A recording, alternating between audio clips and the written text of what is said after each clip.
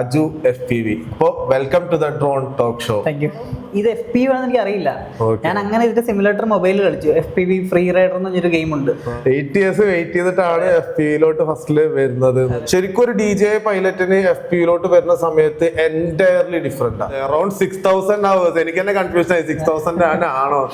Aju actually ഒരു Sini lifter build ചെയ്തുകൊണ്ടിരിക്കുന്നുണ്ട് ഇപ്പോ.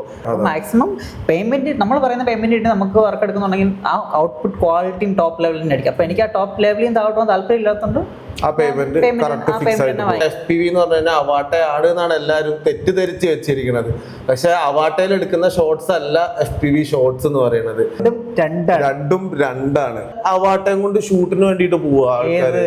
6 വന്നത് എനിക്കറിയാം. 6 പോകുന്നവരാ കിളി എങ്ങനെയാണ് പറക്കണത് അതുപോലെ പോവാം. ഞാൻ ഓത്തറിയിലാണ് തുടങ്ങിയത് തന്നെ. അപ്പൊ നമ്മളതങ്ങ് വെറുക്കാൻ തുടങ്ങും. വെറുക്കും. അങ്ങനെയാണ് ശരിക്കും ഈ ഒരു കുറേ DJI പൈലറ്റ്സ് ഇപ്പൊ FPVയിലോട്ട് വന്നിട്ടുണ്ടായിരുന്നു. തിയേറ്റർ എക്സ്പീരിയൻസ് പ്ലസ് നമ്മുടെ കയ്യിൽ കൺട്രോൾ ഉള്ളതിന്റെ ഒരു ഫീല് വേറെ. ഒരു ഫൈറ്റർ ജെറ്റ് ഒക്കെ അങ്ങനെ തന്നെ പറയാം. ഇന്ന് കേരളത്തിലെ one of the top FPV പൈലറ്റ്സിന്റെ ലിസ്റ്റ് നോക്കുകയാണെന്നുണ്ടെങ്കിൽ അതിലെ വൺ ഓഫ് ദ ബെസ്റ്റ് ആണ് ഇന്ന് നമ്മുടെ കൂടെ ഉള്ളത്, അജു FPV. അപ്പോൾ welcome to the drone talk show. Thank you. So basically നമുക്ക് ഭയങ്കര ഫ്രീ ആയിട്ട് ഈ ഒരു കോൺവെർസേഷനെ കൊണ്ടുപോകാം. ശരിക്കും അജു എങ്ങനെയാണ് ലൈക്ക് ഒരു FPV എന്നുള്ളൊരു വേൾഡിലോട്ട് ഇൻട്രൊഡ്യൂസ് ആയിട്ട് വന്നേ? ലൈക്ക് എപ്പോഴായിരുന്നു അത്, എങ്ങനെ ആയിരുന്നു? ഞാൻ എൻ്റെ ഒരു ചെറുപ്പകാലത്തൊക്കെ ഡ്രോൺസ് ഒക്കെ കാണുമായിരുന്നു. ഒരു 2015 ആ ടൈമിലൊക്കെ കല്യാണത്തിന് ഡ്രോൺ കാണുമായിരുന്നു. അന്ന് ബേസിക്കലി FPV എന്നൊരു കൺസെപ്റ്റ് ഇല്ല. ഡ്രോണ് എങ്ങനെയെങ്കിലും ഒന്ന് പറത്തണം അല്ലെങ്കിൽ ഒന്ന് തൊടണം, അതൊക്കെയായിരുന്നു ബേസിക്കലി ആഗ്രഹം. അങ്ങനെ ഒരു സ്റ്റുഡിയോ ടീമിൻ്റെ കൂടെ പോകാൻ തുടങ്ങി. അവരോട് പോയി ഇത് പഠിക്കാനായിരുന്നു മെയിൻ ഇന്റൻഷൻ. അങ്ങനെ അവരോട് പോയി പിന്നീട് FPVയുടെ സിമുലേറ്ററിനെ പറ്റി കേട്ടി. അപ്പോഴും ഇത് FPV ആണെന്ന് എനിക്ക് അറിയില്ല. ഞാൻ അങ്ങനെ ഇതിന്റെ സിമുലേറ്റർ മൊബൈലിൽ കളിച്ചു. FPV ഫ്രീ റൈഡർ എന്ന് പറഞ്ഞൊരു ഗെയിം ഉണ്ട്. അതിന്റെ ക്രാക്ക് എടുത്തു. അത് പഠിച്ച് സെറ്റായി. പിന്നീട് ഒരു ടൈമിലാണ് അറിയുന്നത് ഞാൻ ഈ പറത്തിക്കൊണ്ടിരിക്കുന്ന സാധനം അതും രണ്ടാണ്. ആ സമയത്തൊക്കെ പറയുമ്പോൾ ഡ്രോൺ ഉള്ളതെന്ന് പറഞ്ഞാൽ ഭയങ്കര സംഭവമാണ്. അത് നമ്മൾ ഡ്രോൺ പറത്താൻ തരത്തൊന്നുമില്ല. അങ്ങനെ ഞാൻ പോലും അറിയാണ്ട് ഞാൻ FPV പറത്താൻ പഠിച്ചു. അതായത് ഫാൻറ്റം 3 ഒക്കെ ഉണ്ടായിരുന്ന കാലം. ആ സമയത്ത് ഞാൻ സിമുലേറ്റർ അത്യാവശ്യം സെറ്റായി. അങ്ങനെയാണ് പിന്നെ അറിയുന്നത് ഇത് FPV ആണ്. പിന്നീട് ബഡ്ജറ്റാണ് ഒരു പ്രശ്നമായിക്കൊണ്ടിരുന്നത്. ആ ടൈമിൽ ഏകദേശം ഒരു 50,000-60,000 രൂപ ബഡ്ജറ്റ് ഉണ്ടായിരുന്നു. ആ സമയത്ത് ഞാൻ പഠിച്ചുകൊണ്ടിരിക്കുന്ന സമയത്ത്. അപ്പം എനിക്ക് ഇതിനെപ്പറ്റി ആലോചിക്കാൻ പോലും പറ്റത്തില്ല, വീട്ടിൽ ചോദിക്കാനും പറ്റില്ല. അങ്ങനത്തെ ഒരു സിറ്റുവേഷൻ ആയിരുന്നു. അങ്ങനെ ഇരുന്ന് സിമുലേറ്ററിൽ തന്നെ അങ്ങോട്ട് കളിച്ചു. ഞാൻ ഡ്രോൺ എടുക്കുന്നതിന് മുന്നേ ഏകദേശം ഒരു 6000 മണിക്കൂർ സിമുലേറ്ററിൽ ഞാൻ കളിച്ചു. അങ്ങനെ FPV അങ്ങനെയാണ് FPVയിലേക്ക് ഞാൻ വരുന്നത് ബേസിക്കലി. ശരിക്കും നിനക്ക് ഒരു സിമുലേറ്ററിൽ നിന്ന് അപ്പൊ ആ ഒരു ഷിഫ്റ്റ് വന്നപ്പോ ഭയങ്കര ഡിഫറൻസ് ഒന്നും ഫീൽ ചെയ്തിട്ടുണ്ടാവൂലേ? ആ ഫീൽ ഉണ്ടായിരുന്നോ? ഇല്ല, അത്രയ്ക്ക് എനിക്ക് ഡിഫറൻസ് ഫീൽ. എനിക്ക് ആകെ ഫീൽ ചെയ്ത് പവർ ഡിഫറൻസ് ഫീൽ ചെയ്തു. കൺട്രോൾസ് ഒക്കെ എനിക്ക് ഓക്കെ ആയിരുന്നു. പക്ഷെ പവർ എന്നെ സംബന്ധിച്ചിടത്തോളം ഭയങ്കര ഒരു പവർ പോലെ ഫീൽ ചെയ്തു. അതിനെ കൺട്രോൾ ചെയ്യാൻ കുറച്ച് ബുദ്ധിമുട്ടായിട്ട് ഫീൽ ചെയ്തു. ഫസ്റ്റത്തെ ഡ്രോൺ അപ്പൊ എപ്പോഴാണ് മേടിക്കുന്നത്? ഫസ്റ്റത്തെ ഡ്രോൺ 2023 മാർച്ചിലായിരുന്നു. ആഗ്രഹം തുടങ്ങിയപ്പോ അറൗണ്ട് ഒരു 8 years വെയിറ്റ് ചെയ്തിട്ടുണ്ട്. 8 years വെയിറ്റ് ചെയ്തിട്ടാണ് FPVയിലോട്ട് ഫസ്റ്റില് വരുന്നത്. ജോലി കിട്ടിക്കഴിഞ്ഞ് ഞാൻ IT കമ്പനിയിലെ വർക്ക് ചെയ്യണേ. ജോലി കിട്ടിക്കഴിഞ്ഞ് ഫസ്റ്റ് ഞാൻ ഒരു ഡ്രോൺ ആണ് വാങ്ങിക്കണേ. എല്ലാ സാധാരണ ആൾക്കാർ ബൈക്ക് കാറൊക്കെ ആയിരിക്കും പോലെ ഞാൻ നേരെ പോയി ഡ്രോൺ എടുത്തു. അങ്ങനെയാണ് ആദ്യം എന്റെ ഫസ്റ്റ് ഡ്രോണിൽ തന്നെയാണ് ഞാൻ ആദ്യം പറത്തുന്നത്. അത് ഞാൻ ആക്ച്വലി ഇതിൽ ചോദിക്കണം എന്ന് വിചാരിച്ച കാര്യം. അജു ശരിക്കും ഒരു IT കമ്പനിയിൽ വർക്ക് ചെയ്യുന്നുണ്ട്, അതിന്റെ കൂടെ തന്നെ FPV പൈലറ്റ് ആയിട്ട് വർക്ക് ചെയ്യുന്നുണ്ട്. അപ്പൊ എങ്ങനെ ഇതെല്ലാം കൂടെ മാനേജ് ചെയ്തിട്ട് കൊണ്ടുപോകണേ നീ? ഇതിപ്പം ഒരു പാഷനായിട്ട് എനിക്ക് അങ്ങനെ ഒരു ബേർഡൻ ആയിട്ട് അല്ലെങ്കിൽ എനിക്ക് ഫീൽ ചെയ്യാറില്ല. ഇഷ്ടപ്പെട്ട് പറത്തുന്നു, അതുകൊണ്ട് എനിക്ക് അങ്ങനെ ഒരു വർക്കായിട്ട് ഫീൽ ചെയ്യുന്നില്ല. എന്റെ ഒരു പാഷൻ ആയിട്ട് പോകുന്നു. ഫസ്റ്റത്തെ ഡ്രോണിലേക്ക് ഈ ഡ്രോണിലോട്ട് ഷിഫ്റ്റ് ചെയ്ത സമയത്ത് ശരിക്കും ക്രാഷുകളോ അങ്ങനെ എന്തെങ്കിലുമൊക്കെ സംഭവിച്ചിട്ടുണ്ട്? അതാണ് ഒരു ഹൈലൈറ്റ് പാർട്ട്. ഞാൻ 3 തവണ ആകെ ക്രാഷ് ആക്കിയിട്ടുള്ളൂ. അതും ഡ്രോൺ സൈഡ് ഇഷ്യൂസ് കൊണ്ടാണ്. എന്റെ സൈഡിൽ നിന്ന് ഇതുവരെ ക്രാഷ് വന്നിട്ടില്ല. അത് സിമുലേറ്ററിന്റെ ആണ് ബേസിക്കലി പറഞ്ഞത്. അതാ ഞാൻ പറയുന്നത്. ശരിക്കും സിമുലേറ്റർ എക്സ്പീരിയൻസിന്റെ ആ ഒരു പവറാണ് ബേസിക്കലി ആ ക്രാഷ് ഒഴിവായത്. എന്റെ നേരെ തിരിച്ചായിരുന്നു കേട്ടാ. ഞാൻ ഫസ്റ്റ് സിമുലേറ്ററിൽ വളരെ കുറച്ചിരുന്ന് വേഗം എങ്ങനെയൊക്കെയോ ഞാൻ ആ സമയത്ത് 2015 ഞാൻ വർക്ക് എടുത്ത് തുടങ്ങിയിട്ടുണ്ട്. നമ്മുടെ DJIന്റെ ഫാൻറ്റം സീരീസിലുള്ള വർക്കുകൾ എടുത്ത് തുടങ്ങിയിട്ടുണ്ടായിരുന്നു. അങ്ങനെ ആ സമയത്ത് കിട്ടണ പേയ്മെന്റ് മൊത്തം കൂട്ടിയിട്ടാണ് FPV എടുത്തത്. അത് മാർഷ്യന്റെ ഒരു ഫ്രെയിം എടുത്തത്. ലൈക്ക് അതെടുത്ത് ഫ്ലൈ ചെയ്യാൻ നോക്കി. ഞാൻ വിചാരിച്ചു ഭയങ്കര ഈസി ആയിട്ട്, മറ്റേത് കയ്യിലായിരുന്നു ഡിജൈന്റെ ഡ്രോണ്. അപ്പൊ അതിന്റെ ഒരു ഓവർ കോൺഫിഡൻസ് ഉണ്ടായിരുന്നു. അങ്ങനെ നേരെ പോയി FPV ഫ്ലൈ ചെയ്യാൻ നോക്കി. നേരെ ലൈക്ക് ഓൾമോസ്റ്റ് സെറ്റായി എന്ന് വിചാരിച്ചപ്പോ ഞാൻ ഇങ്ങനെ ഒരു വള്ളി കിടക്കണത് കണ്ട് വള്ളിയുടെ ഉള്ളിൽ കൂടെ കൊണ്ടുപോകണമെന്നായി. അങ്ങനെ അത് കൊണ്ടുപോയി ആ വള്ളിയിൽ തട്ടിയിട്ട് നേരെ വീണത് ടാർഗറ്റ് റോട്ടിലോട്ട്. അങ്ങനെ അത് ക്രാഷ് ആയി. പിന്നെ അങ്ങനെ ഞാൻ സെക്കൻഡ് തേർഡ് ഡ്രോണിലാണ് ബേസിക്കലി ലൈക്ക് കയ്യിലോട്ടായത്. അപ്പൊ ശരിക്കും അതാണ് ആ ഒരു മിസ്റ്റേക്ക് പോലത്തെ കാര്യം വന്നത്. ശരിക്കും സിമുലേറ്റർ പ്രാക്ടീസ് കൂടുതൽ ഉണ്ട് എന്നുണ്ടെങ്കിൽ ശരിക്കും ഫ്ലൈയിങ് ഭയങ്കരമായിട്ട് സ്മൂത്ത് ആവും. പെട്ടെന്നിലേക്ക് അത് റിക്കവർ ചെയ്തെടുക്കാൻ പറ്റും. പിന്നെ ശരിക്കും അതിന്റെ ഒരു വ്യത്യാസം എനിക്ക് ഫീൽ ചെയ്തത് എന്താ വെച്ചാൽ, ശരിക്കും ഒരു DJI പൈലറ്റിന് FPVയിലോട്ട് വരുന്ന സമയത്ത് എൻറ്റയർലി ഡിഫറെന്റാണ്. അതെ, നല്ല ഡിഫറൻസ് ഉണ്ട്. കാരണം ഇത് കൈവിട്ട ഡ്രോൺ അവിടെ നിൽക്കും. ഇത് കൈവിട്ടാൽ ഏത് പൊസിഷനിൽ അടിക്കുന്നത് കൊണ്ടേയിരിക്കും. മെയിൻ ഇഷ്യൂ DJI പൈലറ്റിന് പ്രശ്നം എന്ന് വെച്ചാൽ ഈ നടുക്കാണ് DJI പൈലറ്റ്സിന്റെ ഡ്രോൺ സ്റ്റോപ്പ്. കൈവിട്ട് അവിടെ നിൽക്കും. ഇതിന്റെ സ്ഥാനത്ത് നടുക്കെന്ന് പറഞ്ഞാൽ ഓൾമോസ്റ്റ് ഡ്രോൺ ഒരു 100 കിലോമീറ്റർ സ്പീഡിൽ എത്തും.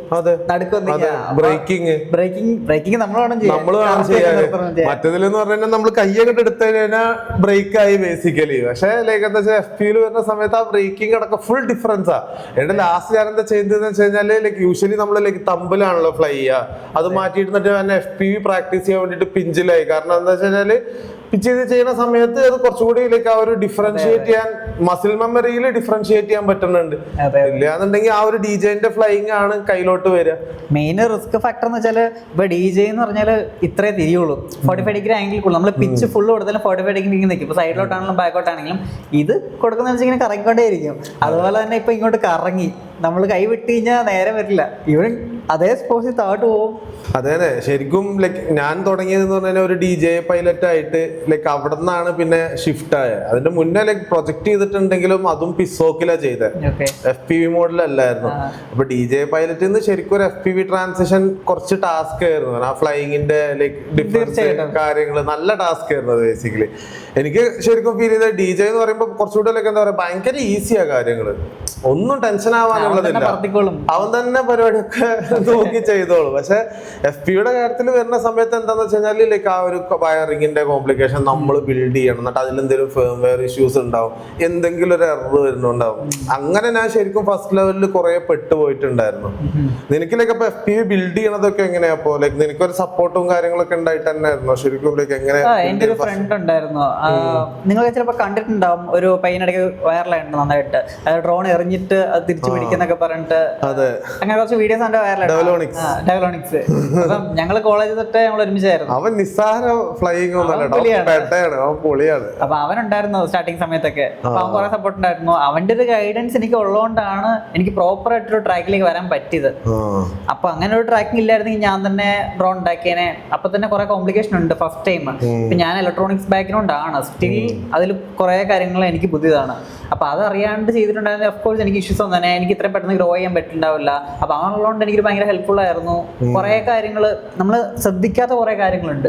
അതെന്നാ ഈ പറഞ്ഞ എൻ്റയർ കമ്പോണൻസിനെ കത്തിക്കാൻ സാധനങ്ങളുണ്ട്. അതൊക്കെ അങ്ങനെയുള്ളതുകൊണ്ട് എനിക്കൊന്ന് സെറ്റായി. പിന്നീട് അങ്ങോട്ട് കുറച്ച് നാളത്തേക്ക് ഞാൻ ഫ്ലൈ ചെയ്യാൻ പോകുമ്പോഴൊക്കെ അവൻ കൂടെ വരുമായിരുന്നു.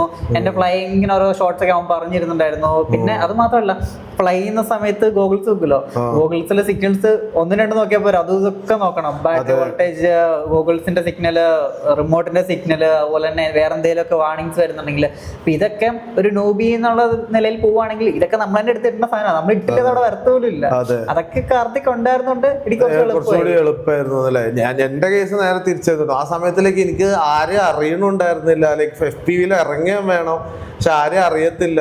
ലൈക്ക് അത് ഒരുപാട് വർഷം മുന്നേട്ടോ, അറൗണ്ട് ഒരു 2018, 17, 16 ആ ഒരു റേഞ്ചിലാ. അപ്പൊ ആ സമയത്ത് ഇതേപോലെ തന്നെ നമ്മൾ ബിൽഡ് ചെയ്യണത് ഫുള്ള് യൂട്യൂബിൽ നോക്കിയിട്ടാണ് ഞാൻ ബിൽഡ് ചെയ്യണേ. ഞാനാണ് ഫസ്റ്റ് ഇരുന്നിട്ട് ഒറ്റയ്ക്ക് ഇരുന്നിട്ടാണ് ഈ ഡ്രോൺ ബിൽഡ് ചെയ്യണേ.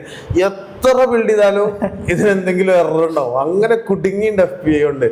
പക്ഷെ അതിലേക്ക് എന്താ പറയാ, ഒരു പോയിന്റ് കഴിഞ്ഞപ്പോ പിന്നെ അത് ഓക്കെ ആയി ഫുള്ളായിട്ട് കാര്യങ്ങള്.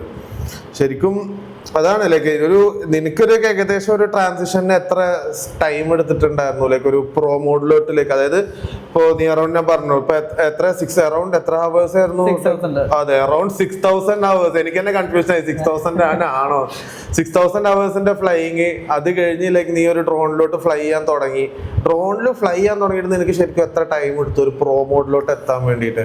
എനിക്ക് അപ്രോക്സിമേറ്റ് ഒരു 1 month എടുത്ത് സെറ്റ് ആവാനായിട്ട്. എനിക്ക് മെയിൻ ഇഷ്യൂ ഇതിന്റെ പവർ ഹാൻഡ്ലിംഗ് ആണ്. ഇത് നമ്മള് 6S ബാറ്ററീസ് ആണ് യൂസ് ചെയ്യുന്നത്. അതിന്റെ പവർ എന്ന് പറയുന്നത് അന്യായമാണ്. സിമുലേറ്ററിലേക്കാളും പവർ ഉണ്ടായിരുന്നു.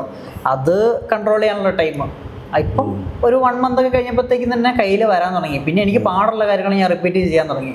ക്രാഷ് ആവാത്ത രീതിയിൽ ഞാൻ എന്ത് പുതിയ സാധനം ട്രൈ ചെയ്താലും ഞാൻ സിമുലേറ്ററിൽ നോക്കും. എന്നിട്ട് ഞാൻ ആക്ച്വലി ചെയ്യാറുള്ളൂ. അല്ലെങ്കിൽ വെറുതെ ഡ്രോൺ ഇടിച്ച് അതെ, ഒരുപാട് പൈസ ചെലവുള്ള ഒരു പരിപാടിയാണ് ആക്ച്വലി FPV. ഇപ്പൊ അജുവിന്റെ കയ്യിൽ ഇപ്പൊ ശരിക്കും ഇപ്പൊ എത്ര ഡ്രോൺസ് ആയി കളക്ഷനില്? എന്റെ അടുത്ത് FPV തന്നെ ഒരു 12 ഡ്രോൺ ഉണ്ട്. പിന്നെ DJയുടെ Air 3S ഉണ്ട്. മൊത്തം 13 ഡ്രോൺസ് ആയി. അതെ, ഞാനത് ചോദിക്കാൻ വരുമായിരുന്നു ആക്ച്വലി. അജു ആക്ച്വലി ഒരു സിനി ലിഫ്റ്റർ ബിൽഡ് ചെയ്തോണ്ടിരിക്കുന്നുണ്ട് ഇപ്പൊ. അതിന്റെ വിശേഷങ്ങൾ എന്തൊക്കെയാണ്? ഇപ്പൊ എന്താണ് അതിന്റെ ഒരു സ്റ്റേജ്? ഫ്ലൈ ചെയ്ത് നോക്കിയിട്ട് എങ്ങനെ ഉണ്ടായിരുന്നു? ഞാൻ ടെസ്റ്റിംഗ് ജസ്റ്റ് കഴിഞ്ഞുള്ളൂ, അതുകൊണ്ടാണ് വീഡിയോസ് ഒന്നും കൂടുതൽ അപ്ലോഡ് ചെയ്യാത്തത്. KD70 എന്ന് പറഞ്ഞൊരു സിനി ലിഫ്റ്റർ എന്ന് പറയുമ്പോൾ നമ്മൾ നോർമലി ഈ ഒരു ഡ്രോണില് ഗോപ്രോ ആണ് മൗണ്ട് ചെയ്യുന്നത്. ഗോപ്രോയുടെ ഒരു ക്വാളിറ്റി ലിമിറ്റ് അറിയില്ല. അപ്പം അതിന്റെ മുകളിലേക്ക് പോകാനായിട്ട് നമ്മുടെ red കോമോഡ്, black magic 4K 6K അങ്ങനത്തെ ക്യാമറാസ് ഒക്കെ മൗണ്ട് ചെയ്യണമെങ്കിൽ ഈ ഡ്രോൺ പോരാ. അതായത് ബേസിക്കലി സിനിമ ക്യാമറാസ്, സിനിമ ലൈനിലുള്ള ക്യാമറാസ് മൗണ്ട് ചെയ്യാൻ വേണ്ടിയിട്ടുള്ളതാണ് സിനി ലിഫ്റ്റേഴ്സ് എന്ന് പറയുന്നത്. അതെ, ഇതിൽ ബേസിക്കലി കണ്ടാ പറയാം 4 മോട്ടോഴ്സേ ഉള്ളൂ. ഈ 4 മോട്ടോഴ്സിന്റെ ത്രസ്റ്റ് പോരാ അത്രയും വലിയൊരു ക്യാമറ ഒക്കെ ലിഫ്റ്റ് ചെയ്യണമെങ്കിൽ. അപ്പൊ അതിന് പകരം 8 മോട്ടോഴ്സ് ഉണ്ട് ടോട്ടലി. അപ്പം അത് കുറച്ച് ജെയിന്റ് ഡ്രോൺ ആണ്, കൊണ്ടുനടക്കാനും ബുദ്ധിമുട്ടാണ്. അതിന്റെ ഒരു ബാറ്ററി എന്ന് പറയുന്നത് തന്നെ ഏകദേശം ഒരു 1.5 കിലോ അടുത്ത് വരും. അപ്പൊ അത് കുറച്ച് കോംപ്ലിക്കേറ്റഡ് ആണ്. ഇത് വെച്ച് നോക്കുമ്പം അത് നല്ല റിസ്കിയാണ്. അത് മാത്രമല്ല ബിഗ് തിങ്സ് വരുമ്പോഴത്തേക്കും റെസ്പോൺസിബിലിറ്റീസ് കൂടും. എക്സാക്ട്ലി, അതെ, ഞാനത് ചോദിക്കാൻ വരുന്ന കാര്യമായിരുന്നു. അതായത് എന്താണെന്ന് വെച്ചാൽ അത് ഫ്ലൈ ചെയ്യാൻ ലൈക്ക് ഒരു സാധാ ഒരു 5 inch ഫ്രീ സ്റ്റൈലും അതിന്റെ ഫ്ലൈയിങ്ങിൽ ശരിക്കും എനിക്ക് ഡിഫറൻസ് എന്താ ഫീൽ ചെയ്യണേ? ഒരു റെസ്പോൺസിബിലിറ്റി ഫാക്ടർ മനസ്സിലാവും, കാരണം ലൈക്ക് ഒരു ഗോപ്രോ പോയാൽ പോയി, പക്ഷെ റെഡ് കോമോഡ് പോകാൻ വേണ്ടി പറ്റത്തില്ല. പക്ഷെ ലൈക്ക് എന്താ ഒരു ഫ്ലൈയിങ്ങിൽ ഒരു ഫീൽ ഡിഫറൻസ് വരുന്നത്? മെയിൻ എന്ന് പറയുമ്പോൾ ഇത് പൊങ്ങുമ്പം എയറിലേക്ക് ഒരു 1.5 ലക്ഷം രൂപ പൊങ്ങും. അത് പൊങ്ങുമ്പോ ഒരു 15 ലക്ഷം രൂപ പൊങ്ങും. അത് തന്നെയാണ് മെയിൻ വ്യത്യാസം. അല്ലാണ്ട് എനിക്ക് വലിയ ഫ്ലൈയിങ്ങിൽ ഫ്ലിപ്പ് ചെയ്യണ സമയത്തോ ഡൈവ് ചെയ്യണതൊക്കെ സെയിം തന്നെയല്ലേ? അതാണ് ആക്ച്വലി പറയാൻ ഉദ്ദേശിച്ചത്. ഡിഫറൻസ് ഉണ്ട്, ഒരു വെയിറ്റ് നമുക്ക് ഫീൽ ചെയ്യും. സ്റ്റിൽ അത്രയും മോട്ടോഴ്സിന് പവർ ഉണ്ട്. നമ്മുടെ മൈൻഡ് കൊണ്ടുള്ള പ്രശ്നങ്ങളേ ഉള്ളൂ. പലരും എൻ്റെ അടുത്ത് പറഞ്ഞു 5 inch പറഞ്ഞ പോലെ അല്ലെന്നൊക്കെ പറഞ്ഞു. എനിക്ക് എക്സാക്ട് സെയിം പോലെയൊക്കെ തന്നെ ഫീൽ ചെയ്തത്. ആ ഒരു കൺസെപ്റ്റ് മൈൻഡിൽ കളഞ്ഞാൽ മതി. 15 ലക്ഷം ഉണ്ടെന്നുള്ള കാര്യം വിട്ട് കഴിഞ്ഞാൽ ഒക്കെ സെയിം ആണ്. പിന്നെ എന്താന്ന് വെച്ച് കഴിഞ്ഞാൽ അതൊരു വെയിറ്റ് കറക്റ്റ് ആ ഒരു ഫീൽ ചെയ്യാൻ പറ്റൂല്ലേ ഫ്ലൈ ചെയ്യണ സമയത്ത്? അല്ലാണ്ട് എനിക്കും ഫ്ലൈ ചെയ്യണ സമയത്ത് ഭയങ്കര ഡിഫറൻസ് തോന്നിയിട്ടൊന്നുമില്ല. ഇപ്പൊ ചെറിയൊരു സാധനത്തിലോട്ട് പോകുമ്പോഴോ വലിയൊരു സാധനത്തിലോട്ട് പോണ സമയത്തോ അക്രോമോഡ് ഫ്ലൈയിങ് തന്നെയാണ്. പിന്നെ ട്യൂണിങ് ഉണ്ട് കേട്ടോ. നമ്മള് ജസ്റ്റ് ഡ്രോൺ ബിൽഡ് ചെയ്ത് മാത്രമല്ല, ഓരോ ഡ്രോണും ഓരോ മോട്ടോഴ്സ്, ഫ്രെയിം, വെയിറ്റ്, ഇവൻ 1 gram മാറുമ്പോൾ തന്നെ ട്യൂണിങ്ങിൽ മാറും. അപ്പൊ ട്യൂണിങ് പ്രോപ്പർ ആയിട്ടുണ്ടെങ്കിൽ ഈ പറഞ്ഞ വേറെ ഏത് ഡ്രോൺ ഫ്ലൈ ചെയ്താലും ഡിഫറൻസ് നമുക്ക് ഫീൽ ചെയ്യില്ല. എല്ലാം ഡിപ്പെൻസ് ഓൺ ട്യൂണിങ് ആണ്. പെർഫെക്റ്റ് ട്യൂണിങ് ആണെങ്കിൽ ഈ പ്രശ്നങ്ങളൊന്നും ഉണ്ടാവില്ല.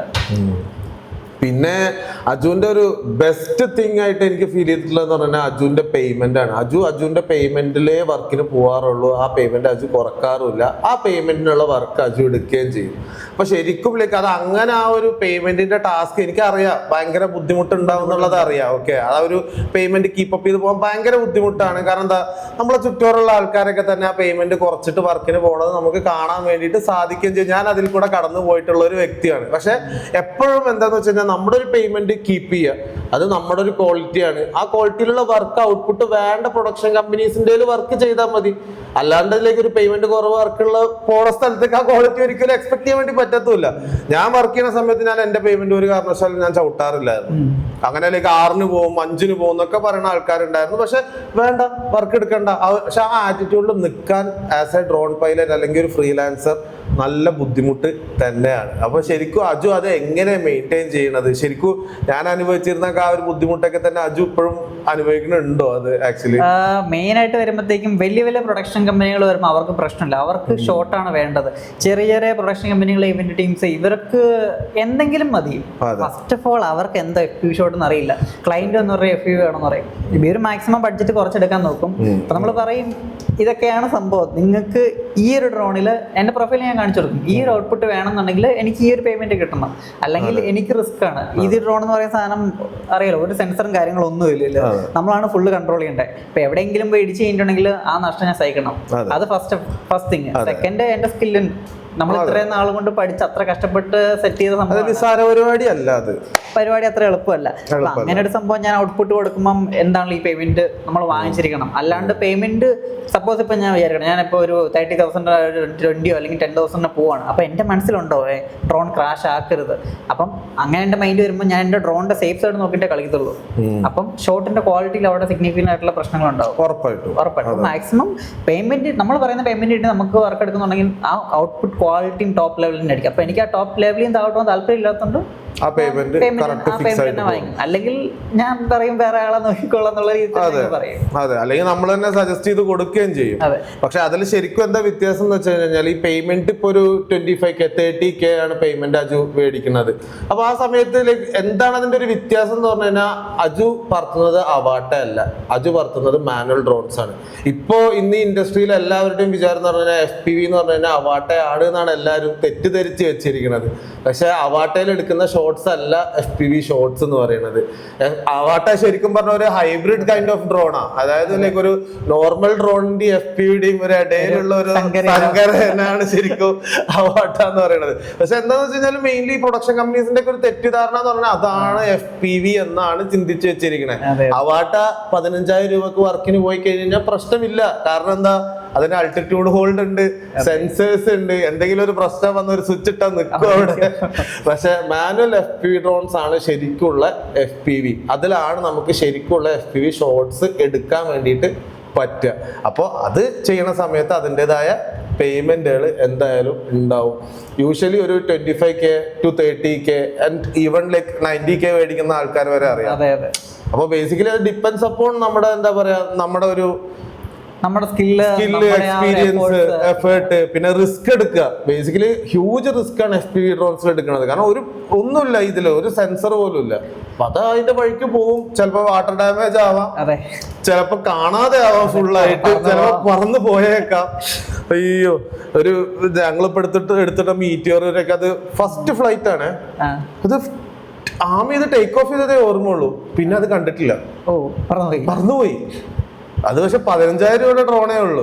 അപ്പൊ എന്നാലും 15 പറന്നുപോയി. അതാണ് ലൈക്ക് ശരിക്കും ഒരു അവാട്ട FPV പൈലറ്റിന്റെയും ഒരു മാനുവൽ FPV പൈലറ്റിന്റെയും റിസ്കിന്റെ ഒരു വ്യത്യാസം എന്ന് പറയുന്നത്. പിന്നെ മെയിൻ ഡിഫറൻസ് പറഞ്ഞാൽ നമ്മൾ മുമ്പേ പറഞ്ഞു, DJ ഡ്രോൺ ഇത്ര കൂടുതൽ ആൾട്ടിറ്റ്യൂഡ് ആംഗിൾ പോവില്ല, ഈ ഒരു ആംഗിൾ ലോക്ക് ആവും.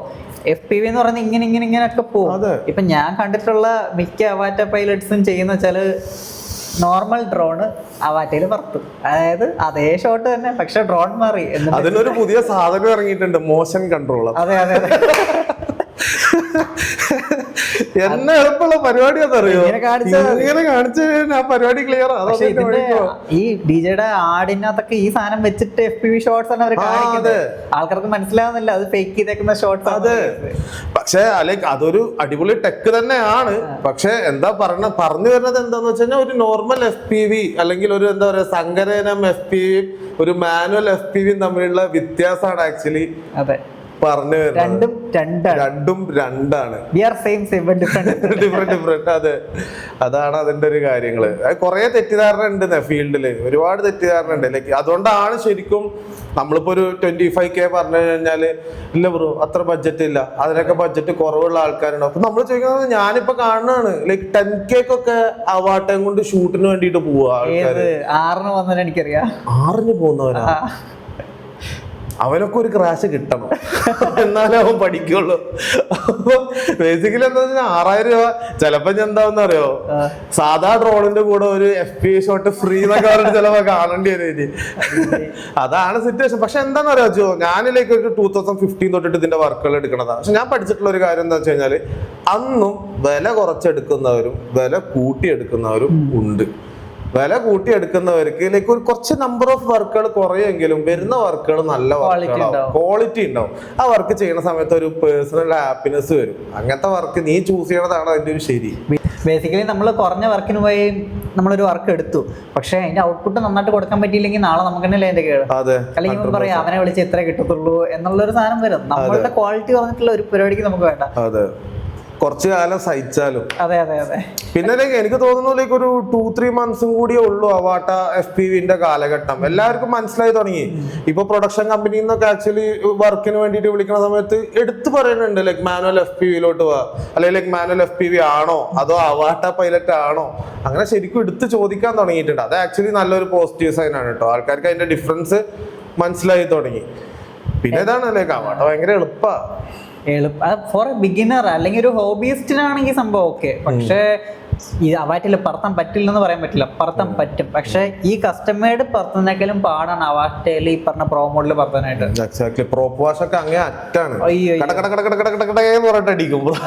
പിന്നെ ഡ്രോൺ ഇപ്പൊ നമ്മള് അതായത് നമ്മുടെ ആക്രോ മോഡിൽ ഇട്ട് കഴിഞ്ഞാലും പകുതിയും ഡ്രോണിന്റെ കയ്യിൽ കൺട്രോൾ ഉണ്ട്. അപ്പൊ ഒരു പരിധി കൊണ്ടുപോയി കഴിഞ്ഞാൽ ഡ്രോൺ പിടിച്ചു നിർത്താൻ നോക്കുന്നുണ്ട്. ആ ഒരു പിടുത്തം ഇതിലില്ല. ഇത് ഫുൾ ഫ്രീ ആണ്. നമ്മൾ എന്താണോ കൊടുക്കുന്നത് അതിനനുസരിച്ച് ഇവൻ മാറി ഫ്രീഡം ആണ്. അതെ അതെ. പിന്നെ ആ ഒരു കിളി എങ്ങനെയാണ് പറയണത് അതുപോലെ പോവാ പരുന്ത്. അതെ അതെ. അത് മാത്രല്ല അവാറ്റയ്ക്ക് സ്പീഡ് ലിമിറ്റ് ഉണ്ട്. ഈവൻ നമ്മള് ആക്രോ മോഡിൽ ഇട്ടാലും അതിനൊരു സ്പീഡ് ലിമിറ്റ് ഉണ്ട്. ശരിയാ. വിൻഡിൽ ഒരു കളി നടക്കൂല.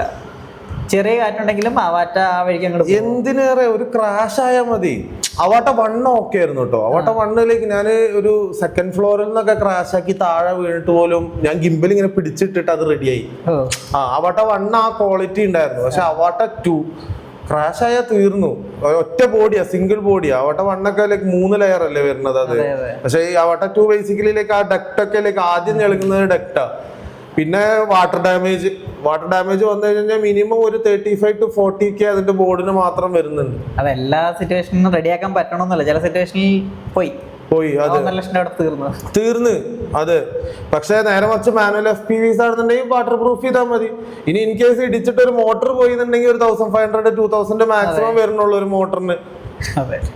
അപ്പൊ ബേസിക്കലി റിപ്പയർ ചെയ്യാനുള്ള എളുപ്പം മാനുവൽ ഡ്രോൺസ് തന്നെയാണ്.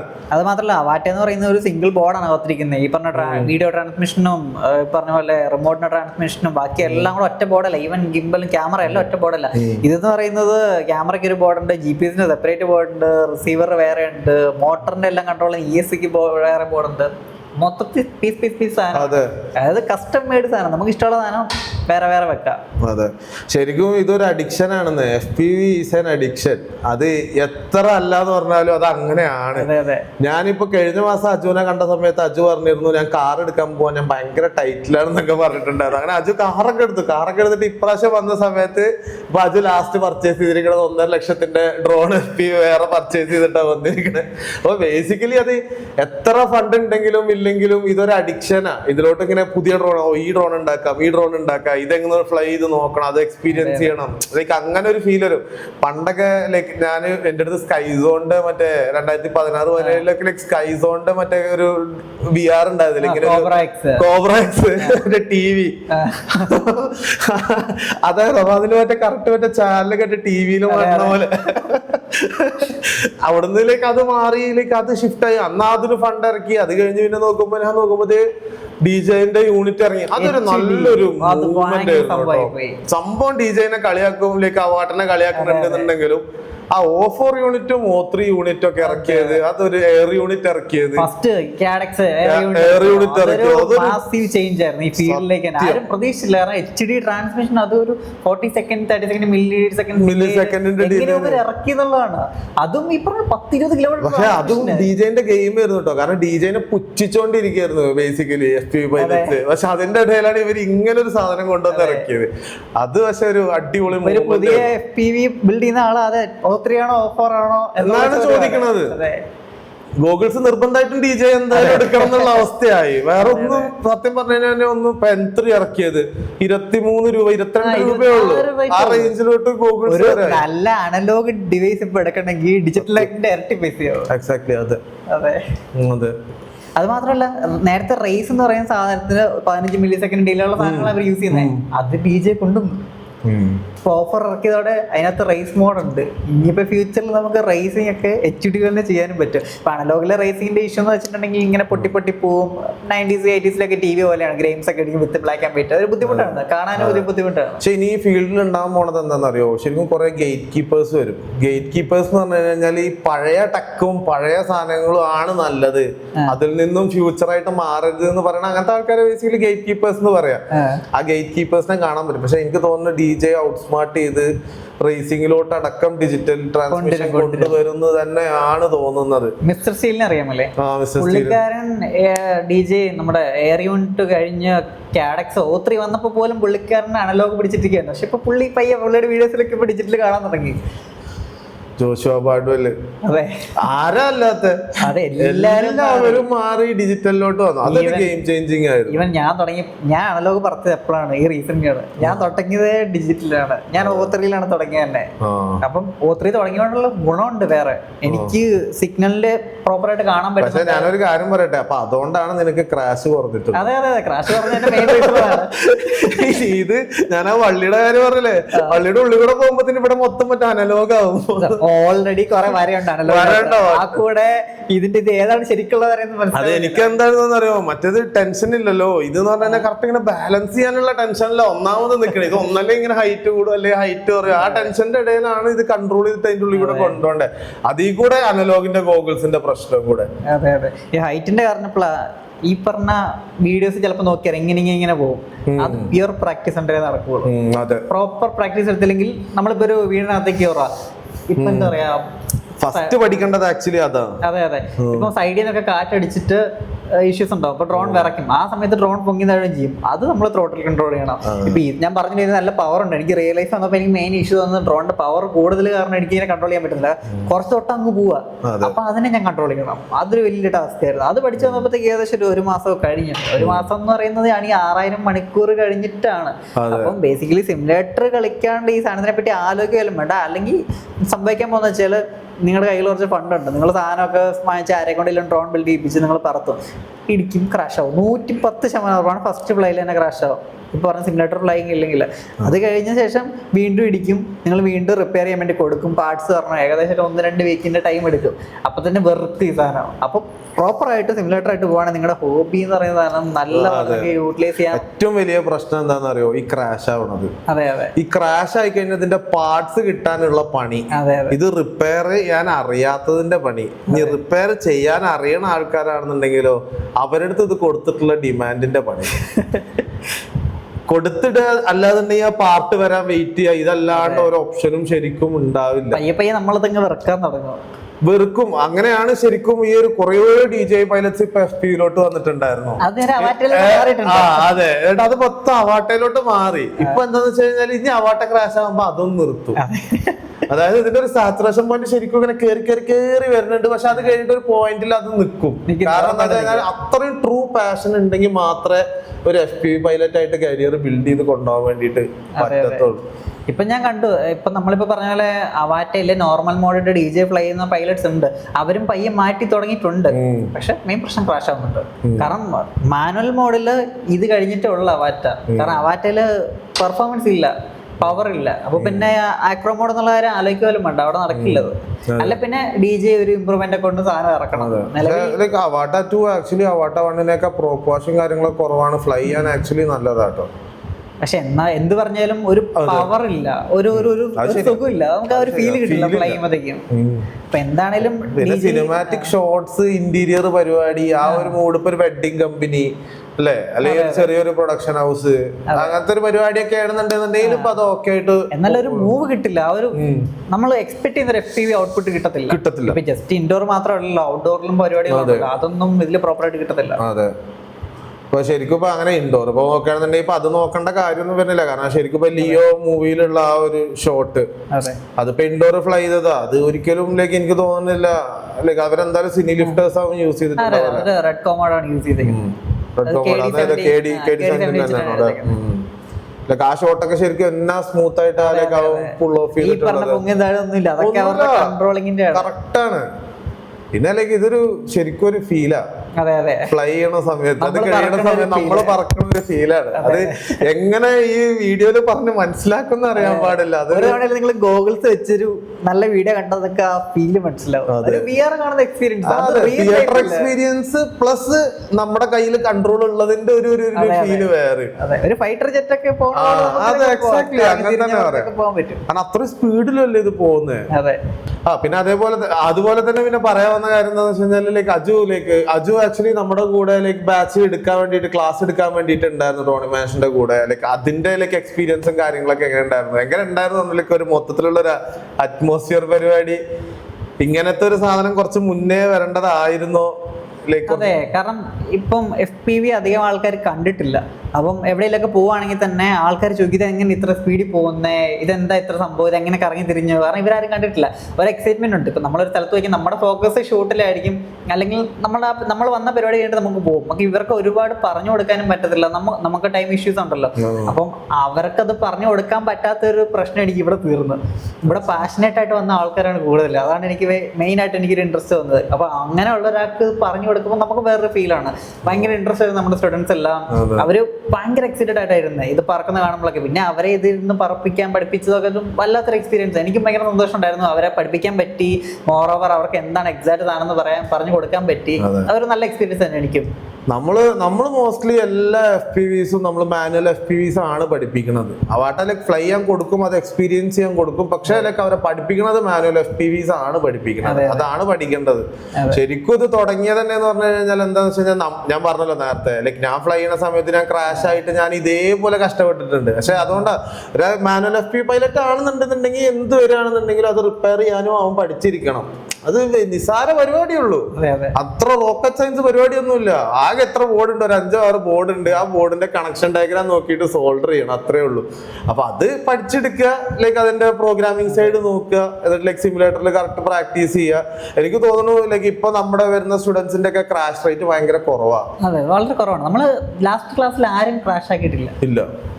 അതിന്റെ മെയിൻ റീസൺ നമ്മള് ആ ടോട്ടൽ 5 days ആയിരുന്നുണ്ടായിരുന്നു. ആദ്യത്തെ 3 ദിവസം നമ്മൾ പ്രോപ്പറായിട്ട് സിമുലേറ്റർ പ്രാക്ടീസ് ചെയ്തു. ഡ്രോൺ ആരും കൈ കൊടുത്തിട്ട് പോകില്ല പറഞ്ഞായിട്ട്. അതുകൊണ്ട് ഇവർക്ക് മനസ്സിലായി എങ്ങനെയാണ് സാധനം പോകാന്നുള്ളത്. പിന്നെ ലാസ്റ്റ് 2 ദിവസം അസിസ്റ്റഡ് ആയിട്ടുള്ള ഫ്ലൈയിങ്. നമ്മള് 2 റിമോട്ട് വെച്ചിട്ട്, ഒരു റിമോട്ട് ഞാൻ എന്റെ കയ്യിൽ, ഒരു റിമോട്ട് അവരുടെ കയ്യിലും കൊടുത്തു. അപ്പൊ എന്റെ കയ്യിലായിരിക്കും മെയിൻ കൺട്രോൾ. ഇപ്പൊ സപ്പോസ് ഇവർ ഇടിക്കാൻ പോകാന്ന് തോന്നി കഴിഞ്ഞിട്ടുണ്ടെങ്കിൽ നമ്മൾ അപ്പം തന്നെ കൺട്രോൾ എടുത്ത് നമ്മൾ തന്നെ ഡ്രോൺ റിക്കവർ ചെയ്യുന്നു. അതിന്റെ മെയിൻ ഇന്റൻഷൻ എന്ന് പറഞ്ഞാൽ ഇപ്പൊ പറഞ്ഞാൽ ഫസ്റ്റ് ഫ്ലൈ തന്നെ ക്രാഷ് ആയ അവർക്ക് ട്രോമ കിട്ടും.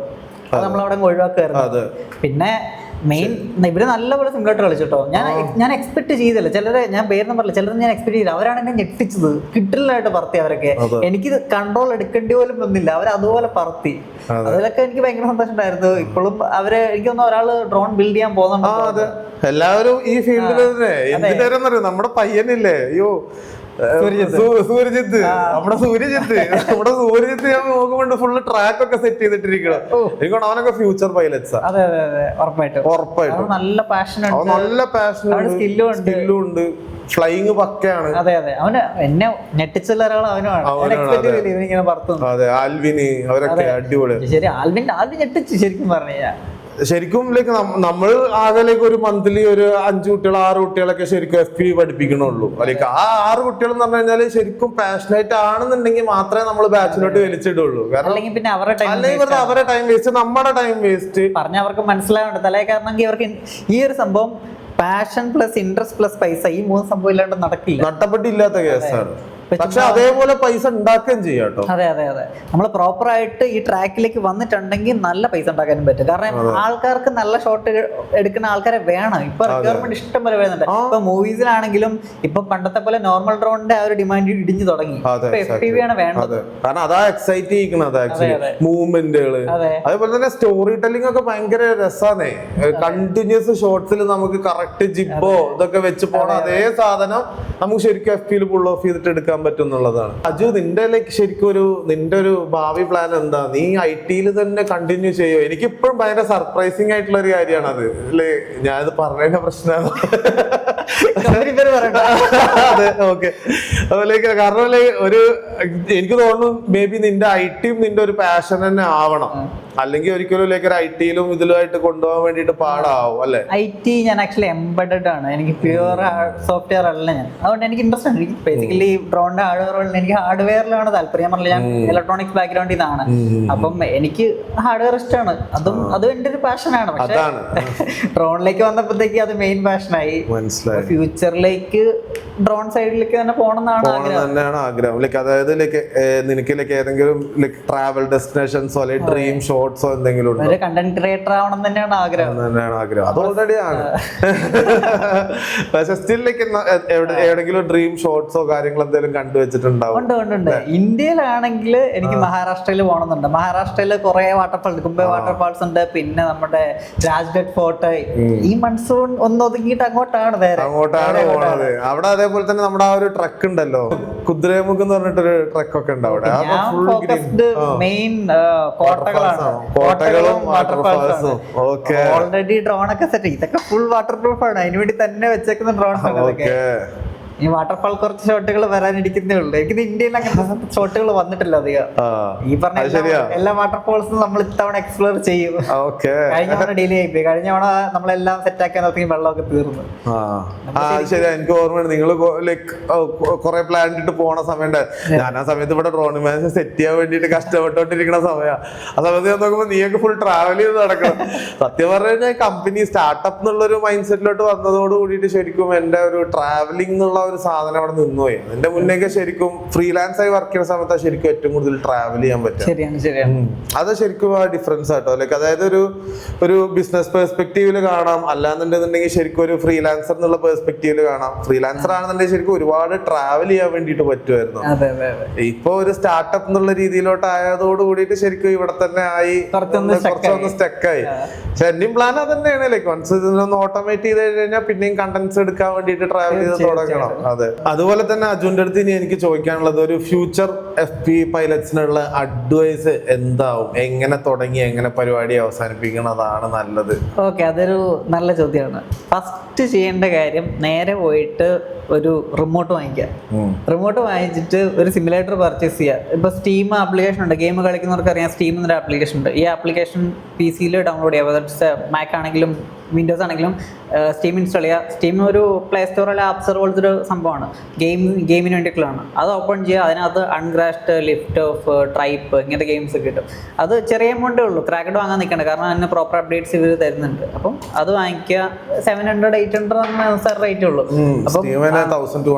അതെ, അതിൽ ഈ പറഞ്ഞ ഗെയിംസ് ട്രൈപ്പ്, അൺക്രാഷ്ഡ്, നമ്മുടെ ലിഫ്റ്റ് ഓഫ് ഇതൊക്കെ ഡൗൺലോഡ് ചെയ്യുക. ഇതിൽ ഏതെങ്കിലും ഒന്നും മതി. ഞാൻ പ്രിഫർ ചെയ്യുന്നത് അൺക്രാഷ്ഡ് ആണ്. അപ്പോൾ കുറച്ചുകൂടെ ഫിസിക്സ് ഒക്കെ ബെറ്റർ ആണ്. അല്ലെങ്കിൽ പിന്നെ ട്രൈപ്പ്, എൻ്റെ ഫേവറേറ്റ് ഇത് രണ്ടുമാണ്. അപ്പോൾ ഇത് രണ്ടും ഇൻസ്റ്റാൾ ചെയ്തതിന് ശേഷം ഈ റിമോട്ട് വെച്ച് ഇത് പറത്തുക, പഠിക്കുക. ഡ്രോണിലേക്ക് വരരുത് ആദ്യമേ. ഡ്രോണിലേക്ക് വന്നാൽ നിങ്ങൾ ഇടിക്കും, ആ ഡ്രോൺ ഇടിച്ച് പൊളിക്കും, 100% ഉറപ്പാണ്. നിങ്ങൾ വെറുതെ പൈസ കളയേണ്ട കാര്യമില്ല. അപ്പം നേരെ റിമോട്ട് വാങ്ങിക്കാൻ ഒരു 2 മാസം ഇരുന്ന് പഠിക്കുക. അല്ലെങ്കിൽ ഒരു 200 മണിക്കൂർ സിമുലേറ്ററിൽ നിങ്ങൾക്ക് അവേഴ്സ് ട്രാക്ക് ചെയ്യാൻ പറ്റും. നിങ്ങൾ അക്കൗണ്ട് ലോഗിൻ ചെയ്ത് കഴിഞ്ഞാൽ അങ്ങനെ ഒരു 200 മണിക്കൂർ പറത്തുക.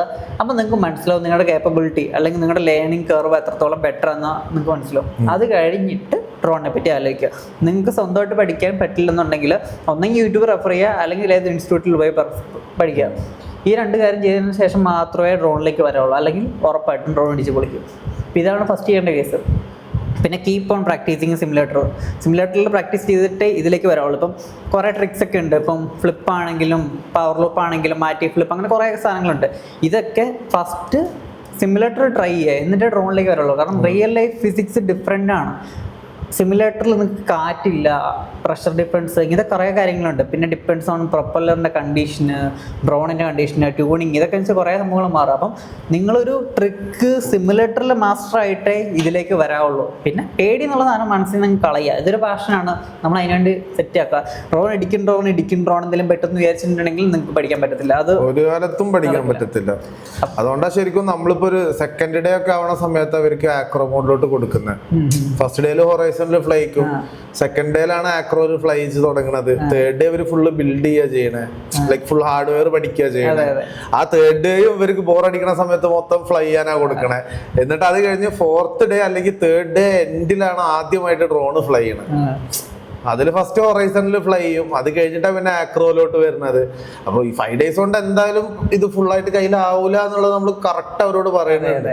പക്ഷെ ഒരു ഗൈഡൻസ്, ലൈക്ക് ഒരു പ്രോപ്പറായിട്ട് ഗൈഡൻസ് കൊടുക്കുക എന്നുള്ള ഒരു സ്റ്റാർട്ട്, ഒരു അടിപ്പ സ്റ്റാർട്ട് കൊടുത്തു കഴിഞ്ഞാൽ കുറെ കാര്യങ്ങൾ ലൈക്ക് ഈസി ആയിട്ട് പഠിച്ചെടുത്ത് സെറ്റ് ആവാൻ വേണ്ടിട്ട് പറ്റും എന്നുള്ളതാണ്. അതെ, എന്റെ ഒരു സ്റ്റാർട്ട് ബെറ്റർ ആവാൻ റീസൺ കാർത്തിക്കാണ്. കാരണം ഇപ്പൊ പറഞ്ഞ അന്ന സമയത്ത് ഒരു ഇൻസ്റ്റിറ്റ്യൂട്ടും നമ്മുടെ ഇവിടെ ഇല്ലായിരുന്നു. 2023 ആ ടൈമിലൊന്നും ഇല്ലായിരുന്നു. അപ്പം കാർത്തിക് ഉള്ളതുകൊണ്ട് അവൻ എനിക്ക് ബേസ് കാര്യങ്ങളൊക്കെ പറഞ്ഞു തന്നു. പിന്നെ ഓൾറെഡി സിമിലർ ടൈം കളിച്ചിട്ടുണ്ട്, ബിൽഡ് ചെയ്യുന്ന സമയത്തെ കാര്യങ്ങളൊക്കെ അവൻ പറഞ്ഞു തന്നു. അപ്പം തീർച്ചയായിട്ടും അവളുടെ ഗൈഡൻസ് ഇല്ലാണ്ട്, അല്ലെങ്കിൽ നിങ്ങൾക്ക് അത്രത്തോളം നോളജ് ഉണ്ടെങ്കിൽ പോലും ഈവൻ ഒരു സിമ്പിൾ കാര്യമാണ്. ഇപ്പൊ ഈ സ്ക്രൂ കുറച്ച് ടൈറ്റ് ആയി പോയിട്ടുണ്ടെങ്കിൽ വൈൻഡിങ് കയറി മോട്ടർ ഇടിക്കും. നിങ്ങൾ ബാറ്ററി കുത്തുമ്പോഴത്തേക്കും എല്ലാം കൂടെ കയറിയും കത്തും. അപ്പം നിസ്സാര കാര്യങ്ങൾ വരെ ഉണ്ടില്ല, പക്ഷെ അത് നിങ്ങൾ നോക്കാണ്ട് ചെയ്ത് കഴിഞ്ഞിട്ടുണ്ടെങ്കിൽ ഫുൾ എമൗണ്ട് പോകും. അപ്പോൾ ബെറ്റർ ഒരു ഗൈഡൻസോടെ തന്നെ പോകുന്നതായിരിക്കും ഏറ്റവും നല്ലത്. അതുപോലെ തന്നെ ഒരു കാര്യം കൂടെ ചോദിക്കാന്ന് വെച്ചിട്ടുണ്ടായിരുന്നു, ശരിക്കും ഒരു ഫ്രീലാൻസ് FPV പൈലറ്റ് ഒക്കെ ആവുകയാണെന്നുണ്ടെങ്കിൽ ഭയങ്കര ഇമ്പോർട്ടന്റ് ആണ് ഇപ്പൊ സോഷ്യൽ മീഡിയ മാനേജ് ചെയ്യാന്നുള്ളത്. ലൈക്ക് അതിന്റെ കാര്യങ്ങൾ എങ്ങനെയാ ഇപ്പൊ മാനേജ് ആയിട്ട് പോണത്? ഇപ്പൊ അറൌണ്ട് 50K ആയില്ലേ ഫോളോവേഴ്സ്. ലൈക്ക് അത് എങ്ങനെയാ ഗ്രോത്ത് സ്റ്റേജിലോട്ട് കൊണ്ടുവന്നേ? ഞാൻ പറഞ്ഞല്ലോ, അപ്പൊ എനിക്കൊരു പാഷൻ ആയിരുന്നു. ഞാനൊരു വീഡിയോ എടുത്ത് അപ്ലോഡ് ചെയ്യണമെന്നുള്ള മൈൻഡിലൊന്നും അല്ല സംഭവം. എനിക്കിത് പറത്തണം എന്നുള്ള സംഭവത്തിലായിരുന്നു വന്നിരുന്നത്. പിന്നീട് വീഡിയോ അപ്ലോഡ് ചെയ്ത് പറഞ്ഞപ്പോഴും ഞാൻ മുമ്പേ പറഞ്ഞ പേയ്മെന്റിന്റെ കാര്യം പറഞ്ഞില്ല, ഞാൻ ഇടുന്ന വീഡിയോസിന് ഒരു ക്വാളിറ്റി എനിക്ക് കുറയ്ക്കണം താല്പര്യമില്ല. അതുപോലെ തന്നെ ക്വാളിറ്റി വീഡിയോസ് ഇട്ട് കഴിഞ്ഞാൽ റീച്ച് കിട്ടും. ഇപ്പം ചില ക്രിയേറ്റേഴ്സിന്റെ അടുത്ത് ചോദിച്ചാൽ ഡെയിലി വീഡിയോ ഇടാൻ പറയും. ഡെയിലി ചവർ ഇട്ട് കഴിഞ്ഞാൽ ഒരിക്കലും റീച്ച് ഉണ്ടാവില്ല. നല്ല നല്ല ക്വാളിറ്റി കണ്ടന്റ്സ്, ഫ്രഷ് കണ്ടന്റ്സ് ശരി കിട്ടിയിട്ടുണ്ടെങ്കിൽ എന്താണ് റീച്ച് കിട്ടും. ചവർ ഒരു 1000 ചവർ ഇടുന്നതിന് ഒരു നല്ല വീഡിയോ ഇട്ടിട്ടുണ്ടെങ്കിൽ റീച്ച് കിട്ടും, നിങ്ങൾക്ക് ഫോളോവേഴ്സ് കിട്ടും, നല്ല റീച്ചും കിട്ടും. എത്ര ടൈം എടുത്തു ആക്ച്വലി അജുലേക്ക് ഒരു 50K റീച്ച് ആവാൻ വേണ്ടിട്ട്? എനിക്കൊരു 6 months എടുത്തു. 6 months. അത് കഴിഞ്ഞ് പിന്നെ എനിക്ക് ട്രാവലൊക്കെ മുടങ്ങി. നമ്മൾ എന്റെ ജോലി തിരക്ക് കാരണം എനിക്ക് മിക്കപ്പോഴും വീഡിയോ ഇടാനൊന്നും പറ്റിയില്ല. അപ്പം ഞാൻ പറഞ്ഞ ഇപ്പം ഞാൻ എവിടെയും പോയി കഴിഞ്ഞാലും എനിക്ക് നല്ല വീഡിയോ കിട്ടിയില്ലെങ്കിൽ ഞാൻ അപ്ലോഡ് ചെയ്യില്ല. അപ്പം എനിക്ക് ആ ക്വാളിറ്റി മെയിൻറ്റെയിൻ ചെയ്യണമെന്നുണ്ട്. അപ്പം നല്ല ക്വാളിറ്റി വീഡിയോസ്, ഫ്രഷ് കണ്ടന്റ്സ് ഇടുവാണെങ്കിൽ ഉറപ്പായിട്ടും റീച്ച് കിട്ടും. എനിവേസ് ലൈക്ക് നമ്മളൊരു 20 minutes സ്റ്റോപ്പ് ചെയ്യണമെന്ന് വിചാരിച്ചിട്ട് ഇപ്പൊ അറൌണ്ട് 40-45 minutes കാര്യങ്ങൾ പോയി. ആൻഡ് താങ്ക്സ് എ ലോട്ട് ഫസ്റ്റത്തെ ഡ്രോൺ ടോക്ക് ഷോയിലോട്ട് വന്നതിനും ഇതേപോലെ തന്നെ thank you. Happy flying. Thank you.